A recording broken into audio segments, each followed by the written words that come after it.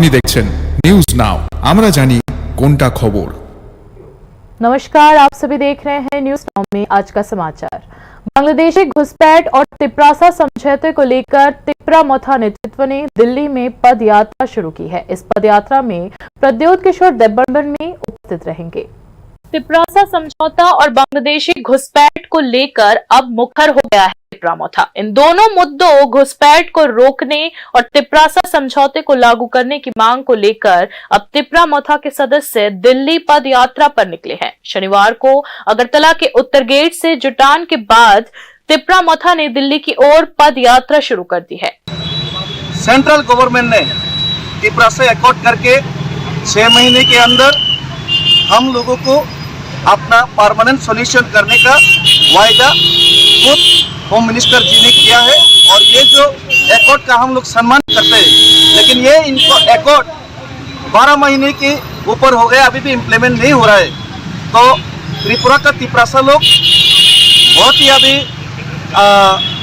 दुख में है, परेशान में है और मेरा लक्ष्य और उद्देश्य एक ही है।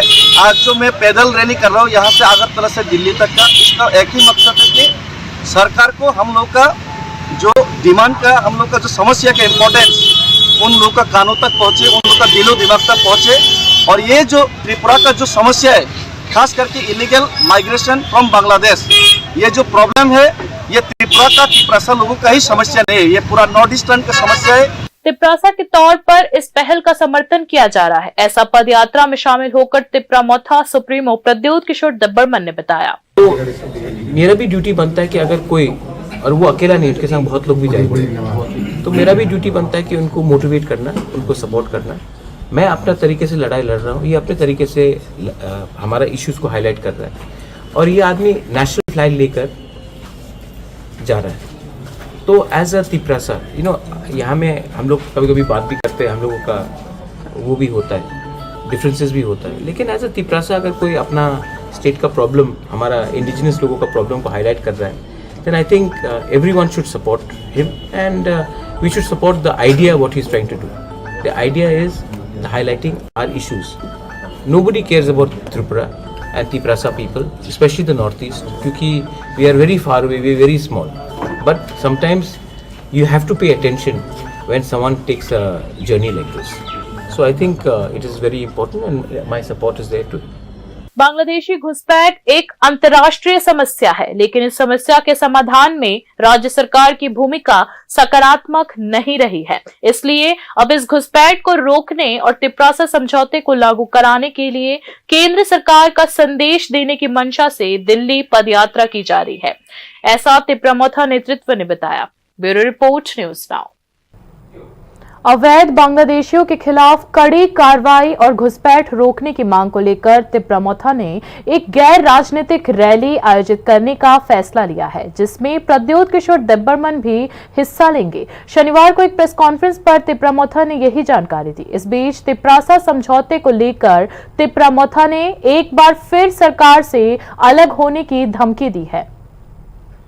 त्रिपुरा में अवैध बांग्लादेशियों के खिलाफ गृह मंत्रालय के निर्देश लागू नहीं हो रहे हैं, ऐसा आरोप लगाया है सरकार की सहयोगी पार्टी तिप्रामोथा ने। इस मुद्दे को केंद्र में रखते हुए आगामी 7 जुलाई को अगरतला के रविंद्र भवन के सामने से अवैध बांग्लादेशी घुसपैठ रोकने की मांग में अगरतला शहर में गैर राजनीतिक रैली निकाली जाएगी, ऐसा शनिवार को प्रेस कॉन्फ्रेंस कर जानकारी दी तिप्रामोथा ने, जिसकी अगुवाई करेंगे मोथा सुप्रीमो प्रद्योत किशोर देब्बरमन। অ্যাফেয়ার্স থেকে নোটিফিকেশন বাইরে হওয়ার পর আমরা লক্ষ্য করেছি মহারাষ্ট্রে ইতিমধ্যে সেখানকার গভর্নমেন্ট ইনিশিয়েটিভ নিয়েছে, গুজরাট গভর্নমেন্ট ইনিশিয়েটিভ নিয়েছে, দিল্লি গভর্নমেন্ট ইনিশিয়েটিভ নিয়েছে, হরিয়ানা গভর্নমেন্ট ইনিশিয়েটিভ নিয়েছে এবং উত্তর পূর্বাঞ্চলে আসাম থেকে আসাম রাজ্যেও ইনিশিয়েটিভ নেওয়া হয়েছে। এবং গতকাল আমি নিউজ দেখেছি যে স্পেশাল টাস্ক ফোর্স তামিলনাড়ুতেও গঠন হয়ে গেছে। কিন্তু ত্রিপুরায় আমরা অনুরোধ জানানোর পরেও, বিভিন্ন মেমোরেন্ডাম দেওয়ার পরেও আজ পর্যন্ত কিন্তু ত্রিপুরায় কোনো ইনিশিয়েটিভ নেওয়া হচ্ছে না। আমি কিছুদিন যে এখানে মাস গ্যাদারিং হবে সেদিন মহারাজ থাকবেন, উপস্থিত নিজে থাকবেন এবং তিনি র্যালিটা উদ্বোধন করবেন। এবং মহারাজ নিজে কোনো রাজনৈতিক পরিচয় হিসেবে আসবেন না। ওই র্যালিতে তিনি ত্রিপুরার ভূভাগেরা হিসাবে ওই দিন এখানে উপস্থিত থাকবেন। তিনি আজকে আমাকে কথা দিয়েছেন, গতকালও উনি কথা দিয়েছেন, उन्हें থাকবেন আমাদের সঙ্গে। इधर तिप्रासा समझौते को लेकर सरकार से अलग होने की तैयारी की बात एक बार फिर दोहराई है तिप्रामोथा ने। দেবী উনিও সমর্থন মানে বিজেপি থেকে রিটার্ন দেওয়ার জন্য উনি তৈরি হয়ে গেছেন। আমরা মোটামুটি রেডি এবং সম্ভবত যদি আমাদের ইয়ে হয় এই জুলাইয়ের 20 তারিখের ভিতরে হয়তো দিল্লিতে উচ্চ পর্যায়ে আমাদের একটা মিটিং হওয়ার সম্ভাবনা বেশি আছে। আর মহারাজের সঙ্গে আমি 9 তারিখে দিল্লি চলে যাচ্ছি। তারপরে 1 বছর এখানে সরকারের সঙ্গে আমরা ত্রিপাক্ষিক চুক্তির পরে আমরা ইয়ে করেছি, কথা বলেছি, অনেকবার মিটিং হয়েছে, জয়েন্ট ওয়ার্কিং গ্রুপের মিটিং আমি নিজেও গিয়েছি। করছে না, কিছুই হচ্ছে না। ত্রিপুরাতেও যে হচ্ছে, এখানে তো কিছু করছে না। আমরা বারবার মাননীয় মুখ্যমন্ত্রীর সঙ্গে দেখা করেছি বিভিন্ন বিষয়ে, কিন্তু কিছুই হচ্ছে না। তাহলে আমরা এই সরকারের থাকার কি অর্থ আছে? इंदिरा मुजिब समझौते के तहत अवैध बांग्लादेशी प्रवासियों के खिलाफ कार्रवाई के पहले से ही कानून मौजूद है। फिर भी इस मसले पर गृह मंत्रालय ने अलग से निर्देशिका क्यों जारी की, इस पर विपक्षी दलों ने सवाल उठाए हैं। एक ओर CAA का विरोध, दूसरी ओर भाजपा सरकार का समर्थन। तिप्रामोथा की इस दोहरी भूमिका को लेकर भी विपक्षी पार्टियों ने सवाल खड़े किए हैं। अब तिप्रासा समझौते सहित समग्र मुद्दे को लेकर तिप्रामोथा ने एक बार फिर सरकार से अलग होने की धमकी दी है। हालांकि 7 जुलाई को तिप्रामोथा की इस गैर राजनीतिक रैली में क्या अन्य राजनीतिक दलों के प्रतिनिधि शामिल होंगे या फिर नहीं, इस पर राजनीतिक विश्लेषकों की नजर बनी रहेगी। Bureau report, news now. Tipra Motha सरकार से समर्थन वापस लेने के लिए तैयार है। प्रेस कॉन्फ्रेंस में पार्टी के नेता रंजीत देब्बर्मा द्वारा दिए गए इस बयान पर प्रतिक्रिया दी है पार्टी के सुप्रीमो प्रद्योत किशोर देब्बर्मन ने। प्रद्योत किशोर देब्बर्मन ने कहा कि इस विषय में मुझे कोई जानकारी नहीं है। हालांकि उन्होंने यह भी स्वीकार किया कि तिप्रासा समझौते के लागू नहीं होने को लेकर पार्टी में निराशा है। प्रद्योत ने यह भी कहा कि शायद इसी निराशा के चलते सरकार से समर्थन वापसी का बयान दिया गया होगा।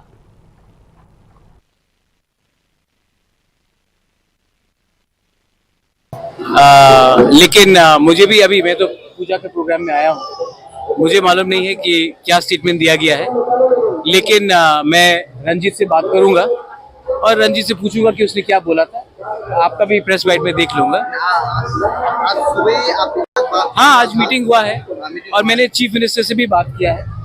मुख्यमंत्री जी डॉक्टर मानिक शाह से भी मेरा बात हुआ है और मैंने कहा है कि ये जो तिप्रासा अकॉर्ड है ऑलमोस्ट 18 महीना हो गया है और गांव में फ्रस्ट्रेशन है। बांग्लादेश में जो सिचुएशन है वहाँ से बहुत इलीगल लोग भी त्रिपुरा एंटर कर रहे हैं, तो एक जेन्यून फ्रस्ट्रेशन और इनसिक्योरिटी है। और उसके व्यू में हमको लगता है कि जल्द से जल्द हमें जो अग्रीमेंट हमने 1 साल से ऊपर पहले हमने जो साइन किया था, ट्राइपेटाइट एग्रीमेंट, उसका जल्द से जल्द किया जाए समाप्त।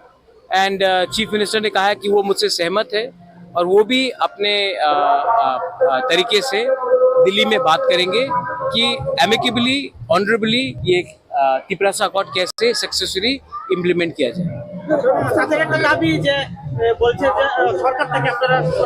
नहीं, अगर उसने ये बोला है तो ये बोला होगा क्योंकि फ्रस्ट्रेशन है और मैंने सीएम से बात किया है और सीएम ने बोला है कि ये आपको, आप चिंता मत कीजिए, मैं अपने तरफ से जल्द इसका सलूशन निकालने की कोशिश करूंगा।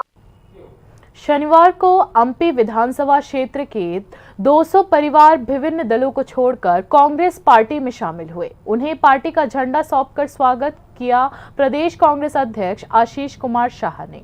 प्रदेश कांग्रेस अध्यक्ष आशीष कुमार शाह ने कहा कि वर्तमान की राजनीतिक पार्टियां भाजपा, IPFT और तिप्रामोथा गठबंधन पर आदिवासी समुदाय का भरोसा उठ गया है। अब वे कांग्रेस को एक वैकल्पिक ताकत के रूप में देख रहे हैं। उन्होंने यह भी स्पष्ट किया कि भविष्य में आदिवासी कांग्रेस गठबंधन और भी मजबूत होकर उभर कर सामने आएगा।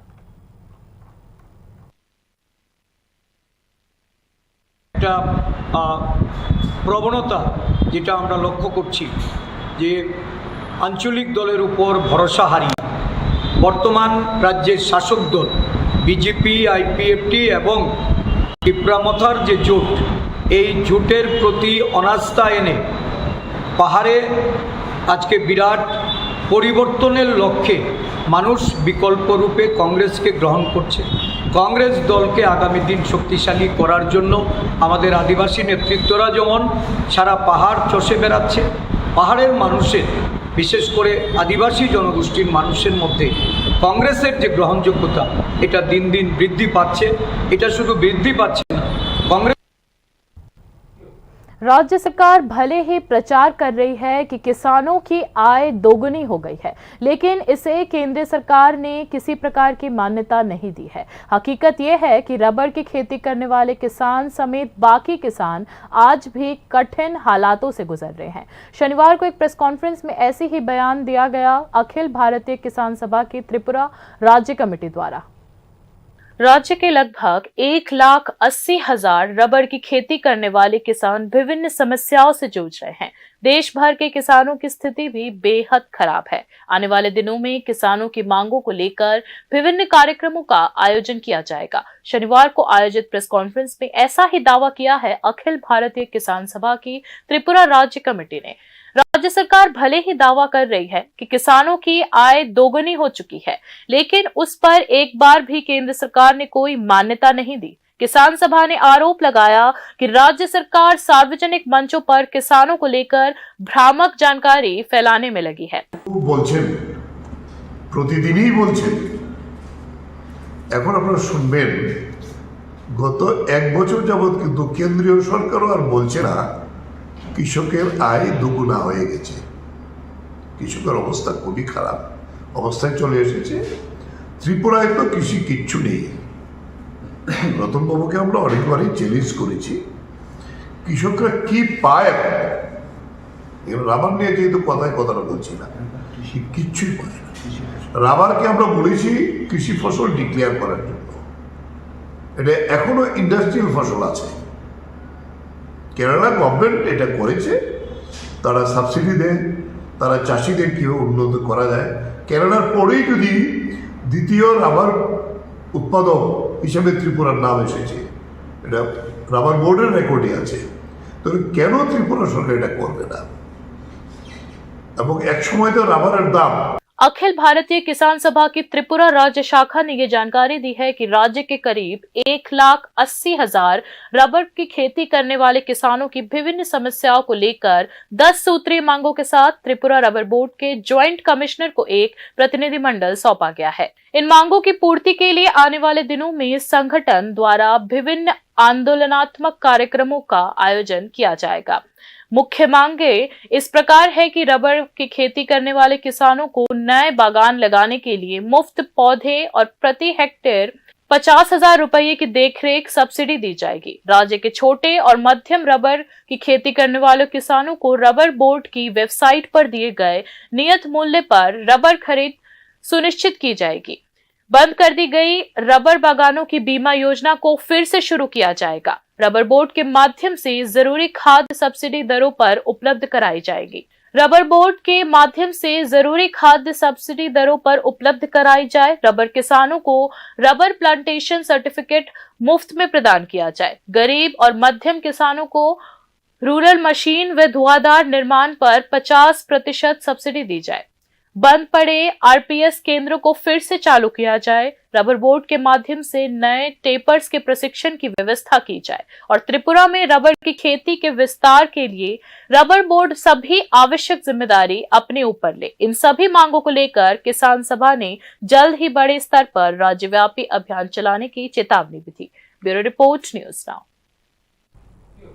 विधानसभा की सर्वदलीय विधायकों की एसटी समिति उत्तर और उनकोटी जिलों के दौरे के बाद लौट रही थी, तभी रास्ते में विधायकों के काफिलों की गाड़ी दुर्घटना का शिकार हो गई। शनिवार को कंचनपुर के सुभाष नगर में एक तेज रफ्तार की गाड़ी की टक्कर से काफिले की 3 गाड़ियां आपस में टकरा गई। इस हादसे में अमरपुर के विधायक रंजीत दास की गाड़ी को भारी नुकसान हुआ, लेकिन समय पर एयरबैग खुलने से वे सुरक्षित बच गए।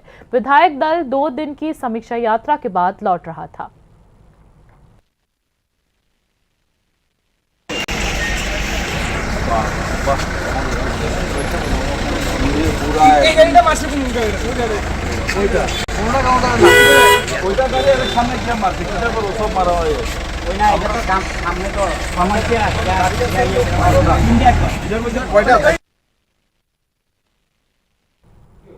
बिना योजनाओं को लागू किए ही आवंटित राशि खर्च करने के मामले को लेकर दाखिल जनहित याचिका में त्रिपुरा हाईकोर्ट ने ग्राम विकास विभाग और जिलाधिकारी को नोटिस जारी किया है। समय पर जवाब न मिलने की स्थिति में जांच समिति गठित की जाएगी, ऐसी कड़ी चेतावनी दी है त्रिपुरा हाईकोर्ट ने।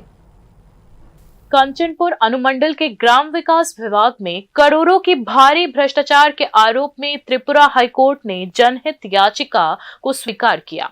कंचनपुर विकास मंच द्वारा दायर इस PIL में 2018 से 2023 के बीच कुल 12 ग्राम विकास योजनाओं को लागू करने का प्रचार किया गया था, लेकिन जनहित याचिका में आरोप लगाया गया कि इन योजनाओं में से अधिकतर सिर्फ कागजों पर ही सीमित रही। जनहित याचिका में उल्लेख किया गया है कि जमीनी स्तर पर बहुत कम या कुछ मामलों में कोई काम हुआ ही नहीं है। फिर भी कागजों में दर्शाया गया कि इन योजनाओं पर आवंटित राशि खर्च की गई है। इन गंभीर आरोपों की सच्चाई जांचने के लिए त्रिपुरा हाईकोर्ट की डिवीजन बेंच ने संबंधित विभाग को नोटिस जारी किया है। हाईकोर्ट ने माना कि लोक कल्याणकारी योजनाओं में इस प्रकार की अनियमितता जनता के धन का स्पष्ट दुरुपयोग और पूरी तरह से अवैध है। इस संदर्भ में हाईकोर्ट ने ग्राम विकास विभाग को 5 मुख्य बिंदुओं पर हलफनामा के माध्यम से जवाब देने का आदेश दिया है। 12 परियोजनाओं के लिए आवंटित और खर्च की गई पूरी वित्तीय जानकारी, प्रोजेक्ट्स प्राप्त करने वाले ठेकेदारों की सूची, नाम और विवरण, विभिन्न चरणों में विभाग द्वारा तैयार की गई मॉनिटरिंग और गुणवत्ता नियंत्रण रिपोर्ट, परियोजनाओं के कार्यान्वयन के दौरान तैयार की गई सभी ऑडिट रिपोर्ट, परियोजनाओं के कार्यकाल में जिम्मेदारी संभालने वाले अधिकारियों के नाम और पद, जिनमें कंचनपुर के पूर्व SDM, तत्कालीन BDO और RD अधिकारी भी शामिल है। इसके साथ ही उस समय के उत्तर त्रिपुरा जिले के जिला अधिकारी IAS अधिकारी नागेश कुमार को भी इस मामले में जवाबदेह ठहराया गया है। हाईकोर्ट ने चेतावनी दी है कि अगर समय पर विस्तृत और सच्ची जानकारी प्रस्तुत नहीं की गई तो ये मामला एक स्वतंत्र और निष्पक्ष जांच एजेंसी को सौंपा जा सकता है। याचिकाकर्ताओं ने अदालत को बताया है कि परियोजनाओं से संबंधित कोई डिस्प्ले बोर्ड या जनसाधारण की जानकारी हेतु सूचना संबंधित कार्यस्थलों पर नहीं लगाई गई थी, जबकि यह सरकारी नियमों के अनुसार अनिवार्य है। जानकारों का मानना है कि पारदर्शिता की कमी और प्रशासन के कुछ हिस्सों की मिलीभगत के कारण कई परियोजनाओं कागजों में पूर्ण दिखाई गई, लेकिन वास्तव में उनका सही और सार्थक क्रियान्वयन अधूरा रह गया। PIL में यह भी आरोप लगाया गया कि इस प्रकार की अनियमितताएं केवल ग्रामीण क्षेत्र तक सीमित नहीं है, बल्कि शहरी विकास परियोजनाओं में भी इस तरह की ही गड़बड़ियां हो रही हैं। Bureau report, news now. कारावास की सजा सुनाए जाने से पहले ही कानून की आंखों में धूल झोंककर फरार हो गया था आरोपी, लेकिन 24 घंटे के भीतर उसे गिरफ्तार कर लिया गया। इसके बाद कैलाशहर उनकोटी जिला अदालत ने उसे 20 साल के कारावास की सजा सुनाई। 9 अप्रैल 2022 को 6 साल की बच्ची के साथ यौन उत्पीड़न के मामले में आरोपी को उपयुक्त सजा दिए जाने से इलाके के लोग संतुष्ट हैं। अभिभावकों का कहना है कि अदालत का यह फैसला भविष्य में ऐसे घिनौने अपराधों के खिलाफ एक सख्त चेतावनी के रूप में देखा जाना चाहिए। যে স্টেটমেন্ট দিয়েছিল সেটাকে আমি she didn't hesitate to examine everything এবং সব কিছু করেছে এবং সব কিছু কোর্টকেও আমাদের সাক্ষ্য প্রদানতে সহায়তা করেছে এবং ডাক্তারের আমার যে মেডিকেল রিপোর্ট এবং আমাদের যে সাক্ষ্য প্রদান করেছে পোস্ট স্টেটমেন্ট সবই সবের chain of evidence beyond doubt গিয়েছে, যার পর 20 বছরের সশ্রম কারাদণ্ড আমাদের স্পেশাল জাজ শ্রী অমরেন্দ্র কুমার সিং, স্পেশাল পক্সো জাজ ঊনকোটি ডিস্ট্রিক্ট, উনি 20 বছরের সশ্রম কারাদণ্ড দিয়েছেন। এটা মিনিমাম, ম্যাক্সিমাম ছিল আপনাদের এখানে আনটিল ডেথ, কিন্তু উনি এটাকে 20 ইয়ার্স দিয়েছেন, তার সঙ্গে 15,000 উনি ফাইন দিয়েছেন। যদি 15,000 দিয়েছেন অনাদায়। घर के मेन गेट पर किसी और की गाड़ी, और यह 1-2 दिन की बात नहीं है बल्कि ये घटना लगातार हो रही है। राजधानी के धलेश्वर 7 नंबर रोड इलाके में यही अजीबोगरीब घटना घट रही है, जहां किसी एक की गलती की सजा किसी दूसरे को दी जा रही है। हर दिन एक सफेद रंग की पर्सनल कार घर के गेट के सामने खड़ी कर दी जाती है, जिसकी वजह से आना जाना बेहद मुश्किल हो रहा है, ऐसा पीड़ितों ने बताया। इस मामले में उन्होंने प्रशासन का ध्यान आकर्षित करने की भी मांग रखी।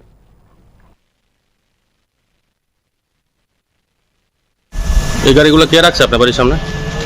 এটা তো কোথাও তো না, দিল্লিতে এরকম ভাবে রেখে যা খুব অসুবিধা হইতেছে। এখন আপনার গাড়ির গেট কি বন্ধ একদম?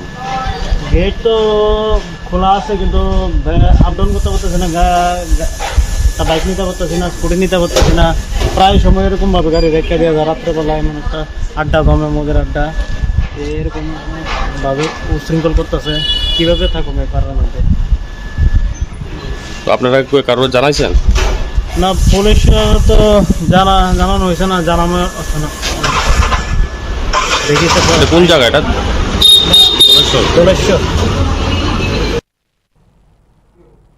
चुनाव आयोग ने चुनाव से जुड़े अधिकारियों को नए नियम और तकनीक के बारे में प्रशिक्षण देने का निर्देश दिया है। इसी के तहत राज्य में भी चरणबद्ध तरीके से प्रशिक्षण कार्यक्रम आयोजित किए जा रहे हैं।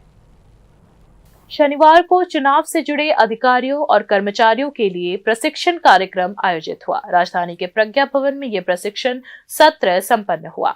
राज्य चुनाव आयुक्त ब्रिजेश पांडे ने बताया कि बूथ लेवल अधिकारियों का प्रशिक्षण पूरा हो चुका है। अब चुनाव से जुड़े अधिकारियों को खास तौर पर नियमों की जानकारी देने के लिए प्रशिक्षण दिया जा रहा है। बीएलओस का ट्रेनिंग किया था, साथ में अभी 26-27 जून को जो है बीएलओस का और कुछ इलेक्ट्रॉनिक रजिस्ट्रेशन ऑफिसर 6 थे, उसका इलेक्शन कमीशन ऑफ इंडिया ने, जिसमें एक डीएम भी थे, डिस्ट्रिक्ट इलेक्शन ऑफिसर।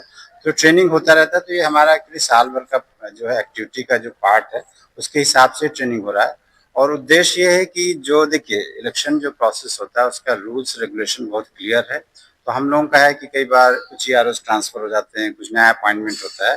सो कमीशन, ऑनरेबल कमीशन का कहना है कि हम लोग को हमेशा जो है ट्रेनिंग पे ध्यान देना चाहिए, जिससे कि हम लोगों में सबसे मतलब हम लोग हमेशा तैयार रहें क्या रूल्स रेगुलेशन है।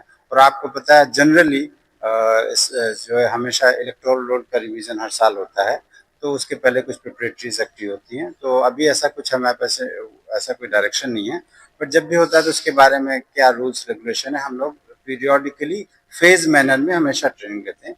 ये ट्रेनिंग भी यही है कि क्या इलेक्शन के रूल्स क्या है, रेगुलेशंस क्या है, जैसे रोड में रजिस्ट्रेशन का प्रोसेस क्या होता है या ईवीएम कमीशनिंग कैसी होती है। तो ये हम लोग का as a part of regular activity है, उसी को करते हैं। मुख्य चुनाव अधिकारी ने जानकारी दी कि भारतीय चुनाव आयोग के प्रशिक्षण कार्यक्रम में त्रिपुरा के अधिकारी और कर्मचारी भी हिस्सा ले चुके हैं। ब्रिजेश पांडे मुख्य चुनाव अधिकारी ने यह भी बताया कि इस समय संबंधित अधिकारियों और कर्मचारियों को नए नियमों और तकनीक के बारे में प्रशिक्षण दिया जा रहा है। जैसे अभी पिछली बार हमारा जो 60 बीएलओ गए थे, 6 इलेक्टोरल रजिस्ट्रेशन ऑफिसर गए थे। इनफैक्ट हमने उसका ट्वीट भी किया था, अगर ध्यान हो आपको, फोटो भी डाली थी। और उसके अलावा भी कई फ्यू राउंड्स ट्रेनिंग हुए, जैसे हमारा भी ट्रेनिंग हुआ था, एडिशनल सीईओ का भी ट्रेनिंग हुआ। तो अलग अलग राउंड पे होते रहते हैं। मेरे ख्याल से 70-80 लोग तो हम लोग ट्रेन हो ही गए हैं इसमें। इस ट्रेनिंग का अगर एक तरफ से देखा जाए जो मुख्य वजह ये है कि इलेक्शन प्रोसेस जो है उसको स्मूथली करना। हाँ। और जो इलेक्टोरल रोल है हमेशा वो बेसिकली देखिए इलेक्शन तो जो प्रोसेस है ना, उसमें तो चूंकि हमेशा लोग चेंज होते रहते हैं, तो ये पहले भी होता था और अभी भी हो रहा है। वो as a part of this thing है। अभी आजकल कमीशन और ट्रेनिंग पे फोकस दे रहा है, उसी को ध्यान में रखते, जैसे कुछ नई चीजें आती, नई टेक्नोलॉजी आ जाती, जैसे मान लीजिए नया कोई एप्लीकेशन आता तो फिर उस पर भी। वोटर कार्ड में एक ही ईपीआईसी नंबर पाए जाने की शिकायतें सामने आने के बाद चुनाव आयोग ने राज्यों को निर्देश दिया है कि वोटर लिस्ट में नाम शामिल करने के फॉर्म्स की सही तरीके से जांच की जाए और सतर्कता बरती जाए। भारतीय चुनाव आयोग ने यह निर्देश भी दिया है कि चुनाव से जुड़े अधिकारियों और कर्मचारियों की व्यवहारिक समझ बढ़ाने के साथ साथ वोटर रजिस्ट्रेशन फॉर्म का मैनेजमेंट और चुनावी प्रक्रिया के जमीनी स्तर पर क्रियान्वयन को लेकर विशेष ट्रेनिंग दिया जाए। इस ट्रेनिंग में इंफॉर्मेशन टेक्नोलॉजी टूल्स के इस्तेमाल पर भी जनरल नॉलेज दी जाएगी। ईवीएम और वीवीपीएटी के बारे में तकनीकी प्रदर्शन और मॉक पोल के माध्यम से अधिकारियों को प्रशिक्षण दिया जाएगा। इस प्रकार के प्रशिक्षण कार्यक्रमों का उद्देश्य है मतदाता सूची को और अधिक पारदर्शी बनाना। Bureau report, news now. रविवार से शुरू होने जा रहा है त्रिपुरा एथलेटिक्स एसोसिएशन का 3 दिवसीय स्टेट चैंपियनशिप। इस चैंपियनशिप का उद्घाटन रविवार शाम 5 बजे मुख्यमंत्री डॉक्टर मानिक शाह करेंगे। इस स्टेट चैंपियनशिप में त्रिपुरा पुलिस, स्पोर्ट्स स्कूल और SAI-SAG के एथलीट हिस्सा लेंगे। शनिवार को आयोजित एक प्रेस कॉन्फ्रेंस में त्रिपुरा एथलेटिक्स एसोसिएशन ने यही जानकारी दी। राज्य के कुल 8 जिलों से एथलीट्स इस चैंपियनशिप में हिस्सा लेंगे।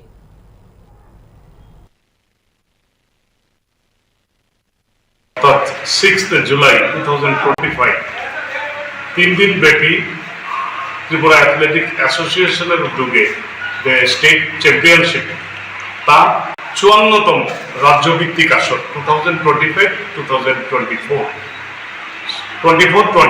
দুঃখিত। রাজ্যের মাননীয় মুখ্যমন্ত্রী প্রফেসর ডক্টর মানিক শাহ মহোদয়ের হাত ধরে কাল বিকেল 5টায় দশরথদেব স্টেডিয়ামে নতুন নামকরণ হয়েছে দেবভক্তি জমাতিয়া অ্যাথলেটিক ট্র্যাক।